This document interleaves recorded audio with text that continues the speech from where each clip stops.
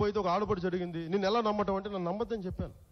నన్నేం నమ్మకట్లా. ఎందుకంటే ఇంతమంది నమ్మించి మోసం వంచినప్పుడు నాలాంటి ఒకడు వచ్చి నమ్మించడానికి నేను ప్రయత్నం చేయను. నేను చేసుకుంటూ వెళ్ళిపోతాను. మీరు నన్ను నమ్మొద్దు. నేను పని చేసుకుంటూ వెళ్ళిపోతాను. నేను ఎవరు నమ్మమని అడగను. అందుకనే నేను ఎవరిని ఓట్లు కూడా అడగను. మీరు ఇష్టపడితే వేయండి, మీరు నన్ను నమ్మితే వేయండి, నేను కష్టపడతానంటే వేయండి. మా వారికి, మన నాయకులకి కానీ, జనసేన పార్టీకి కానీ. నేను జగన్ గారిలాగా నన్ను ముఖ్యమంత్రిని చేయండి అప్పుడు చూస్తానని చెప్పను.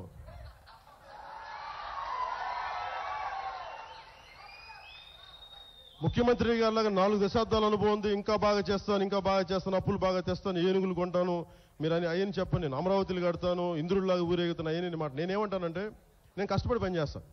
జనసేన ప్రతి ఒక్కరు కష్టపడి పనిచేస్తాం, సమస్యలు పరిష్కరిస్తాం. నేను అంతే మాట్లాడతాను.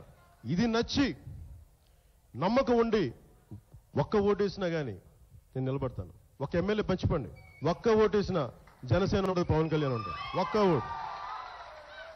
ఎందుకంటే నేను దానికి రాలా, సమూలమైన మార్పులకు వచ్చాను. ఇంతకాలం అన్యాక్రాంతంగా దోపిడీ చేశారు. నేను ప్రతి వెనకబడ్డ ప్రాంతానికి, అది ప్రకాశం జిల్లా కావచ్చు, నెల్లూరు జిల్లా కావచ్చు, అనంతపురం కావచ్చు, రాయలసీమ కావచ్చు, ఉత్తరాంధ్ర కావచ్చు, అక్కడ అమరావతిలో భూదోపిడీలు కావచ్చు, ప్రతిదీ నా సమస్య, ప్రతిదీ జనసేన సమస్య, ప్రతిదీ ప్రజా సమస్య.